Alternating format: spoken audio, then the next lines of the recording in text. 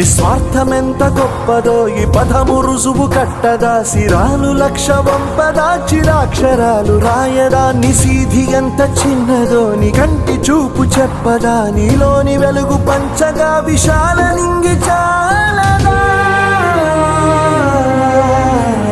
మనుష్యులందు నీ కథ మహర్షిలాగా సాగదా, మనుష్యులందు నీ కథ మహర్షిలాగా సాగదా.